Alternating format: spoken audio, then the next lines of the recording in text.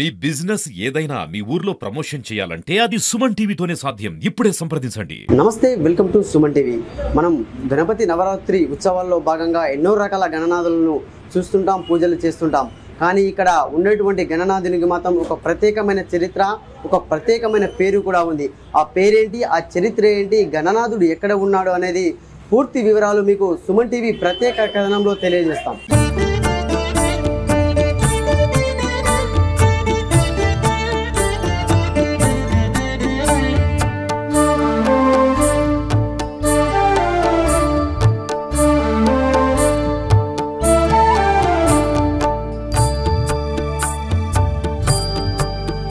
మనం ప్రస్తుతం సిద్దిపేట పట్టణంలోని బొర్ర పెరమాన్లు గణనాథుని ఆలయంలో అయితే ఉన్నాము. ఈ ఆలయానికి దాదాపుగా ఒక 300 ఏళ్ల చరిత్ర కూడా ఉంది. ఎందుకంటే చూసుకుంటే మాత్రం మనం ఇక్కడ చూసుకోవచ్చు.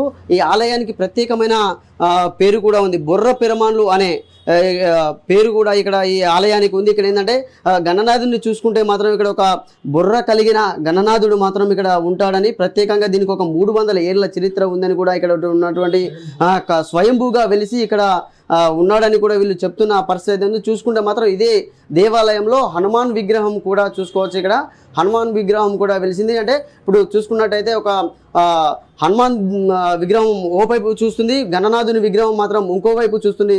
ఇది ఒక ప్రత్యేకంగా కూడా మనం చెప్పుకోవచ్చు. ఎందుకంటే ఎక్కడా లేని విధంగా కూడా ఈ బొర్ర పెరమాన్లు పేరుతో కూడా ఇక్కడ గణనాథుడు అయితే ఉన్నాడు. ఇక్కడ సంబంధించినటువంటి ఆలయ అర్చకులు కూడాను ఈ బొర్ర పెరమాన్ల చరిత్ర ఏంటని అయితే మనం తెలుసుకుందాం. అంటే చెప్పండి, ఇక్కడ అంటే బొర్ర పెరమాన్లు అని పేరు ఎలా వచ్చింది, చరిత్ర ఏంటి అసలు? పెరమాళ్ళు అంటే గౌరవంగా పిలిచే పదం.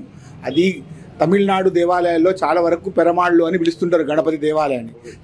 ప్రథమ పూజ గణపతికి చేస్తారు. ప్రపంచంలో ఎక్కడ ఏ నవరాత్రాలు కానీ ఏ పూజ అయినా మొట్టమొదట ప్రారంభించేది గణపతికి. ఈ గణపతి తొండం కుడివైపు ఉంటుంది. స్వామికి విశేషమైన ఆకర్షణ.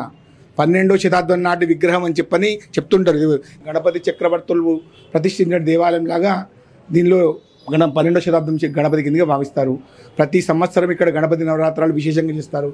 ప్రతిరోజు స్వామివారికి ధూపదీప నైవేద్యాలతో కార్యక్రమాలు, ప్రసాద వితరణ, విశేషంగా ప్రతి మంగళవారం శనివారం 20-21 కిలో ప్రసాద వితరణ జరుగుతుంటుంది. ప్రతి సంకష్టి రోజు గణపతి హోమంతో పాటు అన్నదాన కార్యక్రమం కూడా ఈ గుడిలో విశేషంగా జరుగుతుంటుంది. ప్రతి నవరాత్రులలో 9 రోజులు అన్నదానం చేస్తుంటారు. ఇక్కడ చాలా విశేషమైన, ఇక్కడ దండం పెట్టుకొని కొబ్బరికాయ కొడితే వాడు పని అయిపోతుందని పూర్వం నుంచి చాలామంది కొబ్బరికాయ దండం పెట్టి మొక్కు పెట్టి నమస్కారం చేసుకొని దండం పెడితే ఆ కోరికగానే మళ్ళీ కొబ్బరికాయలు కొడతారు. అంత విశేషమైన శక్తి గల గణపతికి మనం ఆరోగ్య ఐశ్వర్యాలు కాపాడాలని, ఆ గణపతి సర్వదా అందరినీ కాపాడాలని కోరుతున్నాను. అంటే ఇప్పుడు ఈ ఆలయానికి ఎన్నేళ్ల చరిత్ర ఉంది మామూలుగా? మాకు సిద్దిపేట పుట్టక ముందు దేవాలయం అని చెప్తున్నారు. 12వ శతాబ్దం అని అక్కడ వాళ్ళు శాసనం ఉందట, అది వెతుకుతున్నారు. దాని అది కూడా చెప్తాను. అంటే ఎట్లా అంటే ఇప్పుడు ఈ ఎక్కడ లేని విధంగా కూడా ఈ గణపతికి వెండి తొడుగు ఎందుకు ఉంటుంది మరి? అసలు వెండి తొడుగు కాదు, మొత్తం వెండితో చేద్దాం అనుకున్నాము. రానున్న సమయంలో డబ్బులు 15 కిలోల వెండి పడుతుంది స్వామికి. అంత సర్దుబాటు కాలే కనుక తొండమైంది. రూపం మొత్తం తయారు చేద్దామన్న ఆలోచనతో గుడి కమిటీ వాళ్ళందరూ కలిసి నిర్ణయం తీసుకొని చేయడం జరిగింది. అంటే సాధారణంగా గణపతి విగ్రహాలకు తొండం ఎటువైపు ఉంటుంది? పిల్లలు ఎడమవైపు ఉంటుంది, కుడివైపు ఉంటే విశేషమైన ఆకర్షణ ఉంటుంది అనేది. దానివల్ల దానికి ఒక రకమైన శక్తులు ఉన్నాయన్నమాట. ఆ శక్తులని సద్వినియోగం చేసుకుంటారు. అంటే చూసుకోవచ్చు, ఎక్కడా లేని విధంగా కూడా ఇక్కడ గణపతి విగ్రహానికి కుడివైపు మాత్రం తొండం ఉంటుంది. ఇక్కడ విశిష్టమైనటువంటి గణనాథుడు ఇక్కడ మాకు 12వ శతాబ్దం నుంచి కూడా ఇక్కడ వెలిసి ఉన్నాడు. దానికి సంబంధించినటువంటి చరిత్ర కూడా ఉంది అని కూడా చెప్తున్న పరిస్థితి ఉంది. చూసుకోవచ్చు, ఇక్కడ నవగ్రహాలు కూడా ఇక్కడ ఏర్పాటైతే చేయడం జరిగింది. చూడండి, అంటే ఇదే నవగ్రహాలతో పాటు అప్పటి నుంచి దీన్ని మేము ఆలయాన్ని అభివృద్ధి చేసుకుంటూ కూడా ఇంకా వస్తున్నామని చెప్తున్నారు. ఇంకా మనతో పాటు అయితే ఇక్కడ ఉన్నటువంటి పట్టణానికి సంబంధించినటువంటి స్థానికులు కూడా ఇక్కడ ఉన్నారు. వారిని అడిగి పూర్తి వివరాలు ఇంకా తెలుసుకునే ప్రయత్నం అయితే చేద్దాం. బొర్ర పెరమాన్లు ఆలయ కమిటీ సభ్యులు కూడా ఉన్నారు. వారితో పూర్తి వివరాలు అయితే మనం అడిగి తెలుసుకున్నాం. అంటే చెప్పండి, ఇక్కడ ఆలయ చరిత్ర ఏంటి? అంటే ఈ బొర్ర పెరమాన్లు అనే పేరు ఎలా వచ్చిందని? బొర్ర పెరమాన్లు అనే పేరు ఎలా వచ్చింది అంటే, మాకు తెలిసి దాదాపు 400 సంవత్సరాల కింది టెంపుల్ అని మాకు తెలుసు. కాకపోతే మా తాతలు తండ్రులు తర్వాత తరం మా తరం వచ్చేసరికి టెంపుల్ను మేము ముందుకు తీసుకొస్తున్నాం. పెరుమాన్లు అనేది తమిళ్ వర్డ్. ఆ వర్డ్లో నుంచి వెళ్ళి గణపతి దేవుని ఆలయం కాబట్టి ఆ ఆలయానికి పెరుమాన్లు దేవాలయంతో బొర్ర పెరుమాన్లు దేవాలయం అని పేరు వచ్చింది. అలాగే వెనకట మాకేంటంటే ఈ పాత బాలయ్య కమిటీ సభ్యులందరూ కొంత ప్రముఖులు, సిద్దిపేట ప్రముఖులు ఉండే, కన్నెలాల్ బజాజ్ అని చెప్పి, అయితే కేదార్నాథ్ అని చెప్పి, జులూరు వైకుంఠం అని చెప్పి కొంతమంది సభ్యులు వాళ్ళందరూ ఉండి టెంపుల్ని డెవలప్మెంట్ చేసుకుంటూ ఈ రేంజ్కి తీసుకొచ్చారు. ఇక్కడ టెంపుల్లో విశిష్టత అయితే ఏంటంటే, స్వామివారి దగ్గర ఏదైనా కోరిక కోరుకొని 11 ప్రదక్షిణలు చేసి ఒక కొబ్బరికాయ కట్టి వెళ్తే ఆ పని దిగ్విజయంగా జరుగుతుందని చెప్పి మా నమ్మకం. ఇక్కడ ఎన్నో ఏళ్ళ నుంచి మేము చూసుకుంటాం ఏంటంటే, మేము ఇక్కడనే పెరిగినాం, ఇక్కడనే ఉంటున్నాం. మాకు తెలిసింది ఏంటంటే, ప్రతి ఒక్కరు ఈ పాత గల్లీలో ఉన్నటువంటి టెంపుల్ ఇది. బొర్ర పెరుమాళ్ళ దేవాలయం అంటే ఎవరికి కానీ తెలుస్తుంది. దేవాలయం పేరు మీదనే మాకు ఈ వీధి పేరు కూడా. బొర్ర పెరుమాళ్ళు అంటే ఎక్కడున్న సిద్దిపేటలో ఉన్న వాళ్ళందరూ ప్రతి ఒక్కరు పలానా అని చెప్పేంత టెంపుల్ పేరే వీధి పేరు కూడా అయిపోయింది మాకు ఇక్కడ. ఇక్కడ లేని విధంగా కూడా ఇక్కడ వినాయక విగ్రహం ఉందని చెప్తున్నారు. దాని గురించి ఏం చెప్తారన్న? అది మాకే అంతగా ఎక్కువ తెలియదు. మా పూర్వీకులు అంతే, మా తండ్రులకు మా తాతలకు ఎవరికైనా దాని గురించి విశిష్టత తెలుసు. మాకేంటంటే వాళ్ళు చేసుకుంటున్న పూజల్ని మేము కంటిన్యూ చేసుకుంటూ వస్తున్నాం. ఒక 50 ఏళ్ళ నుంచి అయితే మేము చూస్తున్నది ఏంటంటే, ఎప్పుడు వినాయకుడిని పెడతాం ఖచ్చితంగా. ఆ వినాయకునితో పాటు ఇంకో వినాయకుని ప్రతిష్ఠించి 9 రోజులు నవరాత్రులు ఘనంగా చేసుకొని అన్నదాన కార్యక్రమాలు చేసుకుంటూ మేము ఊరేగింపుగా వెళ్ళి నిమజ్జనం చేసి వస్తుంటున్నాం. పూర్వము ఇక్కడ వాగబోతుండే మాతంగి వాగు అని వెళ్తుండే.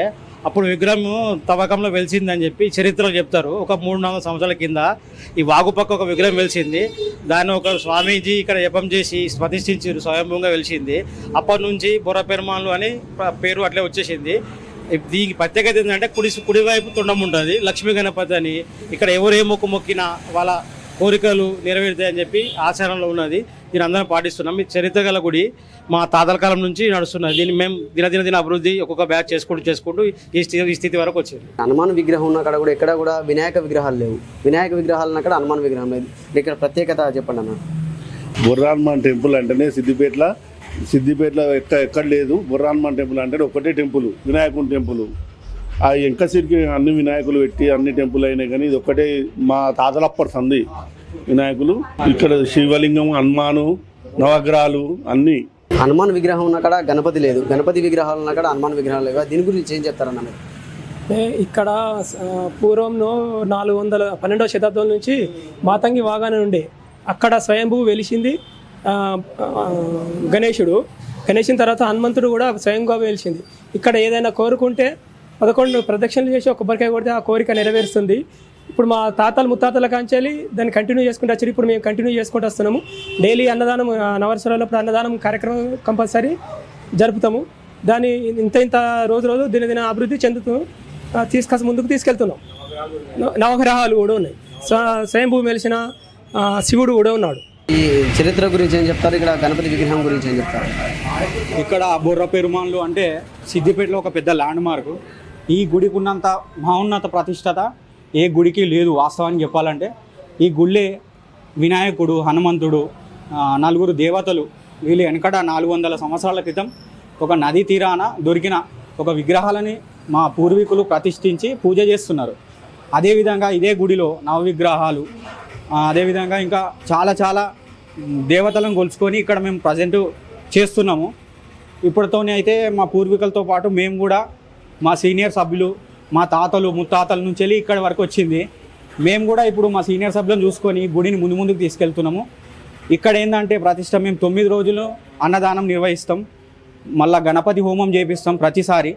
ప్రతి సంకట చతుర్దశికి ప్రసాదం వండిస్తాం. ఇట్లాంటి స్పెషాలిటీ ఏంటంటే మాకు ఈ గుడిలో ఏ మొక్కుకున్నా తీరుతుందని మా ఒక నమ్మకం. మంగళవారం మరియు శనివారం రోజు అన్నదానం చేస్తాము.